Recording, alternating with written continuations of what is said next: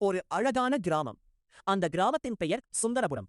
அந்த கிராமத்தில் ஒரு பெரிய பழமையான வீடு இருந்தது. அந்த வீட்டில் ராமசாமி தாத்தா, லட்சுமி பாட்டி, அவர்களின் 2 மகன்கள், மருமகள்கள் மற்றும் பேரக்குழந்தைகள் சேர்ந்து வாழ்ந்து வந்தார்கள். அது ஒரு கூட்டு குடும்பம். அந்த வீட்டில் எப்போதும் சிரிப்பு, சந்தோஷம், சத்தம் நிறைந்திருந்தது. காலை எழுந்தவுடன் லட்சுமி பாட்டி எல்லாருக்கும் சூடான காபி செய்து கொடுப்பாள்.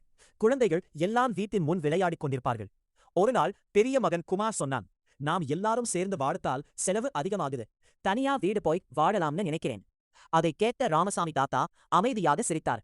அவர் மெதுவாக சொன்னார், குமார், ஒரு கட்டையை உடைக்க எளிது. ஆனா 10 கட்டைகளை சேர்த்து கத்தினா உடைக்க முடியாது. அதுபோலதான் குடும்பம். அவர் ஒரு சிறிய குச்சியை எடுத்தார். அதை எளிதாக உடைத்தார். பிறகு 10 குச்சிகளை சேர்த்து கட்டினார். இதை குடைச்சு பாரு என்றார். குமார் எவ்வளவு முயற்சியாலும் உடைக்க முடியவில்லை. அப்போது தாத்தா சொன்னார், நாம் எல்லாரும் சேர்ந்து இருந்தாதான் பலம். கஷ்டம் வந்தாலும் அதை எளிதாக கடக்கலாம். இதுதான் கூட்டு குடும்பத்தின் அழகு. அந்த வார்த்தைகள் குமாரின் மனதை தொட்டது. அவன் தாத்தாவிடம் மன்னிப்பு கேட்டான். அந்த நாள் முதல் அந்த வீட்டில் இன்னும் அதிகமான அன்பும் ஒற்றுமையும் வளர்ந்தது. குழந்தைகள் சிரிப்பு, பாட்டியின் அன்பு, தாத்தாவின் அறிவுரை, அந்த வீடு உண்மையிலேயே ஒரு சொர்க்கம் போல இருந்தது. கதையின் நற்பொருள்: குடும்பம் சேர்ந்து இருந்தால்தான் வாழ்க்கை இனிமையாகும்.